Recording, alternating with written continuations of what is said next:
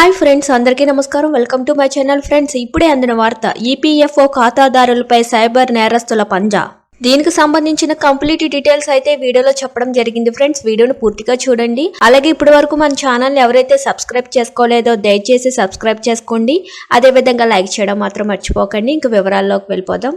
హైదరాబాద్కు చెందిన ఒక సాఫ్ట్వేర్ ఇంజనీర్కు ఒక వ్యక్తి ఫోన్ చేసి మీ ఈపీఎఫ్ఓ పోర్టల్లో ఎక్కడెక్కడ పనిచేశారన్న సర్వీస్ హిస్టరీ చూసుకోవాలని సూచించాడు.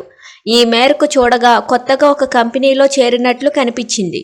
ఇతర రాష్ట్రానికి చెందిన ఆ బోగస్ కంపెనీ నుంచి వివరాలు తొలగించాలంటే డబ్బు ఇవ్వాలని మళ్ళీ ఫోన్ రాగా పట్టించుకోలేదు. కొద్ది రోజులకు ఇంకో కంపెనీ సర్వీస్ హిస్టరీలో చేరడంతో ఉద్యోగం పోతుందని కంగారు పడ్డారు.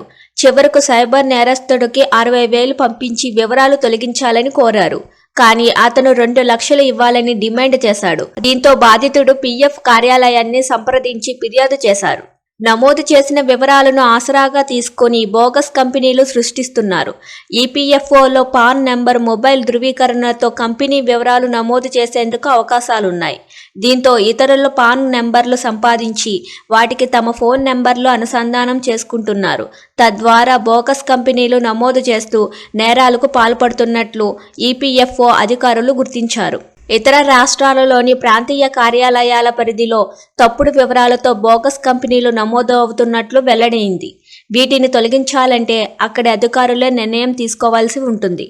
ఉదాహరణకు, ఒక తెలంగాణ ఉద్యోగి పీఎఫ్ ఖాతాను యూపీలోని బోగస్ కంపెనీతో అనుసంధానం చేసి డబ్బు డిమాండ్ చేయగా బాధితుడు కొంత పంపించారు. మిగతా నగదు ఇవ్వలేనని చెప్పడంతో ఖాతాలో ఉద్యోగం వదిలిపెట్టడానికి కారణం వద్ద చనిపోయారని రాశారు. ఇది తొలగించాలంటే అక్కడి ప్రాంతీయ అధికారులు క్షేత్రస్థాయి పరిశీలన చేసి తేల్చాలి. పీఎఫ్ ప్రాంతీయ కార్యాలయాల పరిధిలో ఈ తరహా ఫిర్యాదుల సంఖ్య పెరుగుతుందని ఈపీఎఫ్ఓ వర్గాలు వెల్లడించాయి.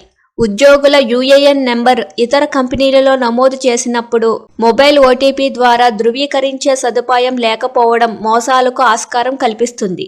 ఓటీపీ ధృవీకరణ కల్పిస్తే సైబర్ నేరాలకు కొంత అడ్డుకట్ట వేయవచ్చని ఈపీఎఫ్ఓ వర్గాలు వెల్లడిస్తున్నాయి. కార్మిక రాజ్య బీమా సంస్థ ఇదే పద్ధతిలో కొత్త సంస్థల్లో సభ్యత నమోదు చేపడుతుంది.